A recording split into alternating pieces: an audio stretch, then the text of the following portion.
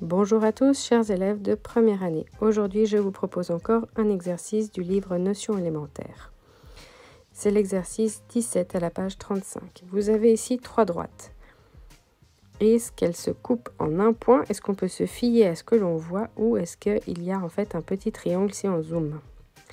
Premièrement, la droite A. Cherchons son équation. Je dois connaître des points, donc je vais graduer un petit peu mes axes jusqu'à pouvoir lire les coordonnées des 2 points qui sont indiqués.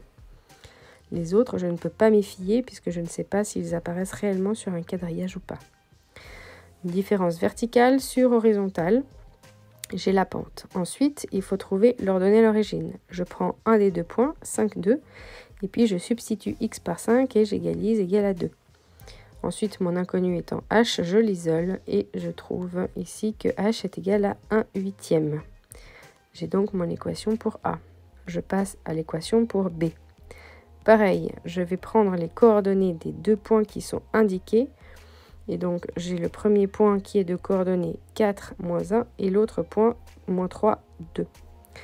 La pente, c'est différence des coordonnées verticales en y sur différence des coordonnées horizontales, donc en x. Moins 3 sur 7, ouf, c'est bien négatif puisque la droite est décroissante. Ensuite, j'utilise le point 4, moins 1 pour trouver l'ordonnée à l'origine. En l'isolant, je trouve 5 sur 7. Je complète ma droite B de x. Ensuite, je vais chercher l'équation de la droite C. Ici, je vois donc mes 2 points, 2, 3 et ensuite 0, moins 1. Alors, déjà, je peux trouver ma pente, différence de y sur différence de x, et ouf, c'est un joli entier pour une fois. Et l'ordonnée à l'origine, je l'ai puisqu'on a l'intersection avec l'axe vertical.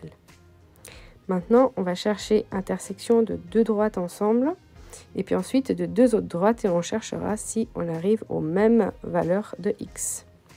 Donc l'intersection entre A et B et entre B et C.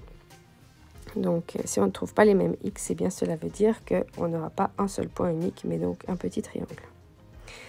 Donc ensuite, je vais résoudre ces 2 équations. Premièrement, la première, je multiplie par 7 et par 8. Et comme ça, je n'ai plus de fraction. Donc, il faut distribuer, ne pas oublier de mettre des parenthèses. Et ensuite, on regroupe tous les x d'un côté et les constantes de l'autre. On peut ensuite isoler x. Et on obtient ici 33 sur 45. De l'autre côté, je ne multiplie que par 7.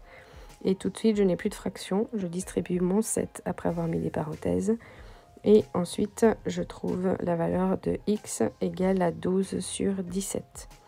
Ce n'est pas la même chose que 33 sur 45. Donc ici, je n'ai pas le même point d'intersection de A à B et de B à C.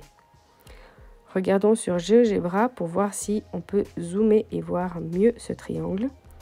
Effectivement, il y a un petit triangle entre les droites. J'espère que c'était clair. Je vous souhaite à tous de belles révisions.